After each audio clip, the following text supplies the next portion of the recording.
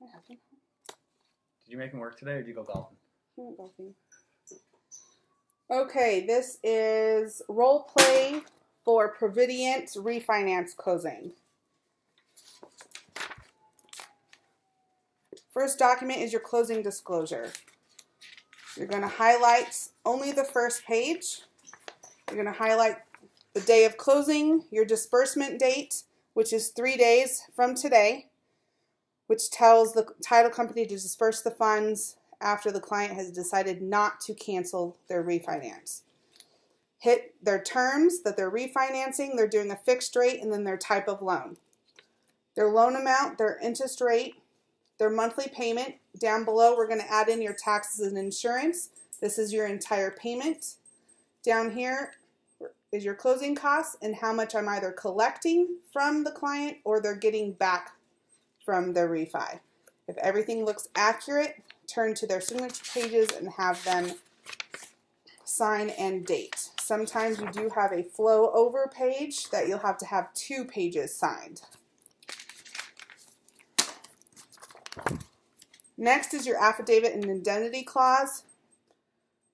This states that the client has not created any additional liens or hired anybody to do work that may cause a lien against the property prior to today.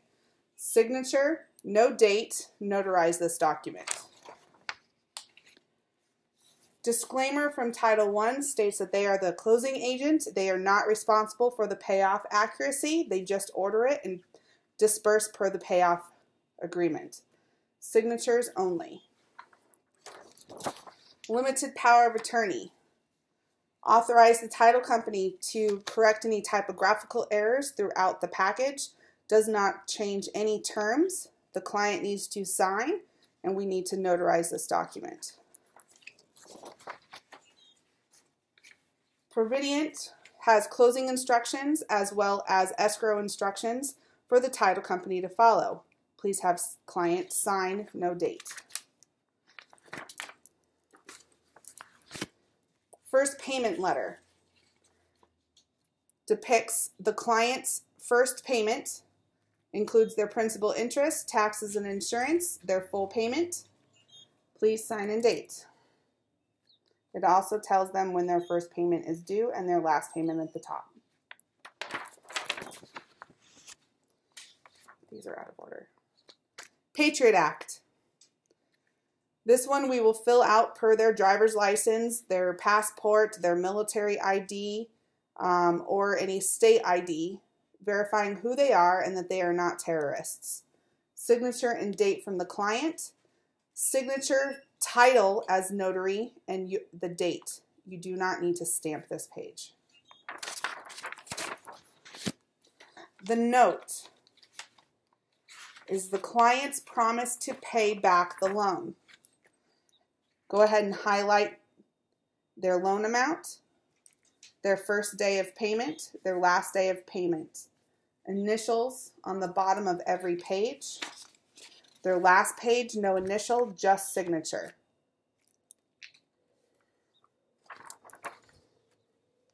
The deed of trust secures the mortgage against the property as an actual lien. It goes over that the client agrees to make the housing drug-free. That does include marijuana, even though we're in the state of Colorado. It is a federal offense still. Client's rights and the bank's rights if they were to go into foreclosure. Initials on the bottom of every page. The last page is a signature from the client and a notarization from the notary. If the property is in a HOA, covenant controlled neighborhood, you're going to have an additional planned unit development rider that goes along with the deed, that the client does know that they live in an HOA community, covenant controlled, and that they will abide by those rules. Initials at the bottom, signature on the last page, no initials on the bottom. Just remember, anytime you see initials or the name, it needs to be their full name, how it is typed, initials. If there's a middle initial, include the middle initial. Next document is the legal description. This is just stating the legal description of the property. the client needs to initial at the bottom. There are no lines, just anywhere at the bottom within the margins. So don't initial outside the margins.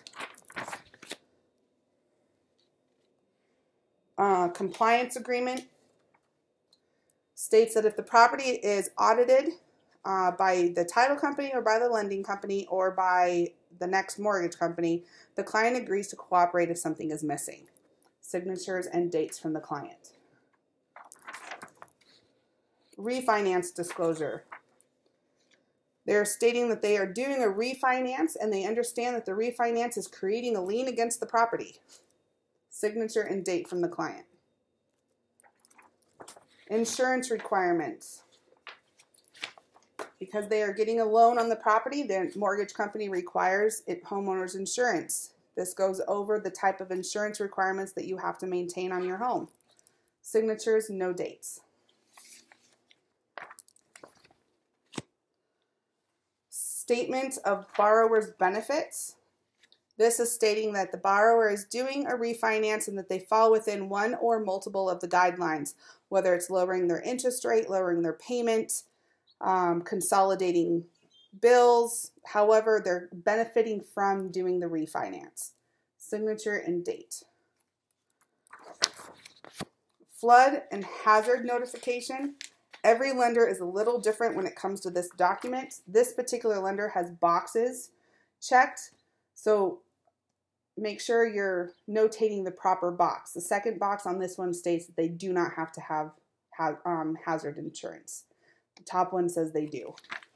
However, they also agree if for some reason their property ever ends up within the flood zone, if it's been remapped and they are now lying within a flood zone, they agree to get flood insurance. Signature and date. And to maintain the flood insurance with the mortgage company. Notice to the borrower about their impound account. This is their escrows with the mortgage company for their taxes and insurance, that they agree that those will be escrowed and paid out for them.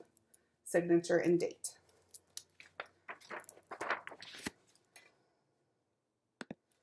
The next one is a snapshot of the client's escrow account. So it's their initial escrow account disclosure statement. This is literally a snapshot of the next year, every time they pay in their taxes and insurance, and then when they're paid out. It also highlights their payment down below. Signature and date. Notice of no oral agreement simply states there is nothing done orally. Everything has been done in writing. Signature, date. If the lender is with you, they may sign it. If not, leave it alone. It'll get sent back to the lending company. They will sign it there.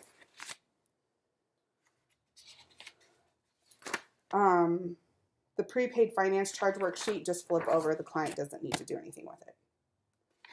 Notice of right to cancel. This is their right of rescission. Every package is a little different on how many they're providing. This states that if the borrower has 3 days from today, from the day of closing, so example is today is Thursday, May 5th, this particular client would have Friday, Saturday counts as a business day, Monday at midnight to cancel their refinance. If they decide to cancel the refinance, they need to pull this out of their packet, date and sign within the box, send it back to their lender. However, right now we're moving forward with your refinance, so I do not want you to sign and date here unless you're telling me that you want to cancel. If not, we're going to sign and date down below and sign every copy that you understand you have this right. Borrower certification and authorization, that they've authorized the lending company to run their application and all of their verifications, and everything is true and accurate to their statement. Signature, date, verify their social is correct. Notice to the home loan applicant. This is Provident's statement of what their FICO scores are and how they came to their mid-score. Signatures and dates. If you feel you have been neglected, discriminated against in any way, shape, or form, they can contact the FDIC here, signature and date. Occupancy agreement states that the client will occupy the property within 60 days of disbursement, signature. Right to receive copy of appraisal. Per federal law, you have a right to receive your appraisal within 3 days of closing. Most likely you received it 2 weeks ago via email. Is that correct? Usually say yes. Signature and date. This servicing disclosure, this states that Provident will be their servicing agent for their loan. Signature and date. One and the same. Sometimes each client has their own. Sometimes only one if they're one out of the two. Sometimes you don't have one at all. So it's a case-by-case scenario if it's in the package or not. However, their names are up at the top. When their credit and title work was pulled for their name search, these are the variations that came up. Sometimes there's many, sometimes there's only the one. We want them to sign that this is who they are. We will notarize this document. You're also going to have a signature affidavit that you're notarizing their signatures. That's all you're doing on this one. So I need to have the client sign and then we notarize. The 4506T, each client will have their own. This one allows the mortgage company, in the case of an audit, to request their transcripts from the IRS for the specific years listed. You want to make sure the client's name is correct. Have them verify their social security number. At the bottom, sign and date the top line. The next one is their W-9. They each will have one of these as well. Each of their W-9s all have 4 additional instruction pages, or 3 behind it. I usually set them off to the side and just hand them the top sheet, because then they start flipping through because they don't pay attention to what you just said. Mm-hmm. And they're like, I don't see any signatures. You don't do anything there. However, on the W-9, all you're stating is this allows you to write a portion of your property, your interest off from your loan payments every year. Verify your name, verify your social security number. 3/4 of the way down, we're going to sign and date. You will always get the question, well, I thought I could write off all of my interest. It is not all of the interest. Have them verify from their, especially if they're refinancing, they've already filed taxes on the property. It's a portion of. It's not the entire interest amount.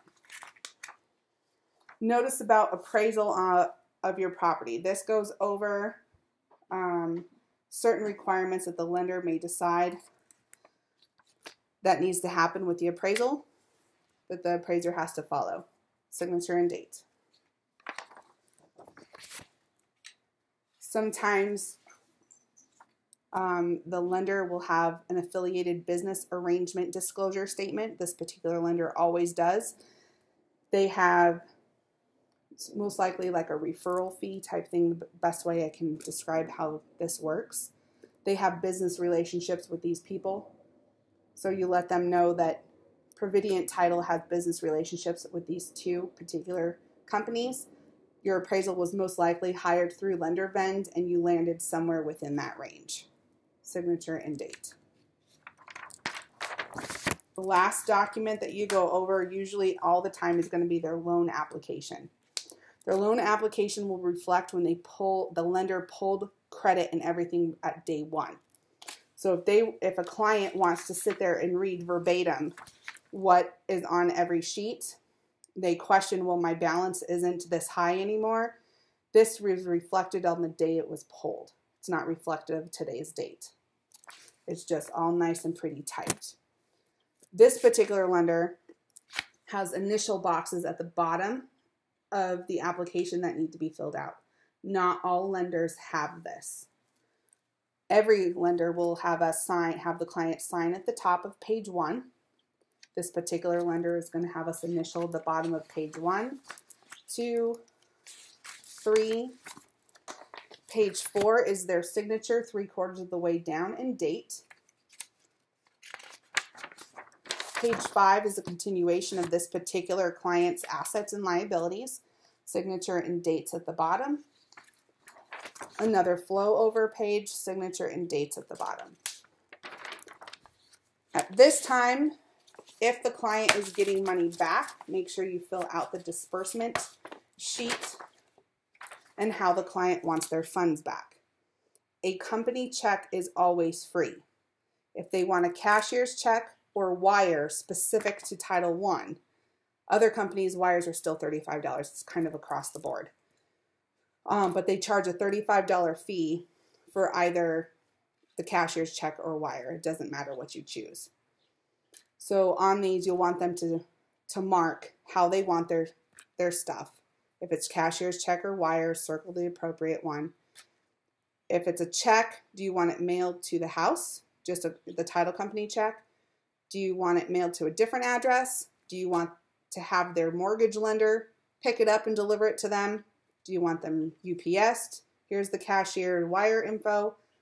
If they want wire, they need to fill out their bank information. They must sign this only if they're getting money back. They don't need to sign it otherwise. If they're paying, make sure double check with the title company that we're picking up the package from in the instructions that they give us to make sure how they want funds. This particular title company, anything over $500 needs to be a cashier's check. Anything under $500 can be a personal check. So kind of need to look at the package when you pick it up to see. And then if it's a question, ask them. Do you want, some require cashier's check no matter what. They won't allow personal checks. Very seldom.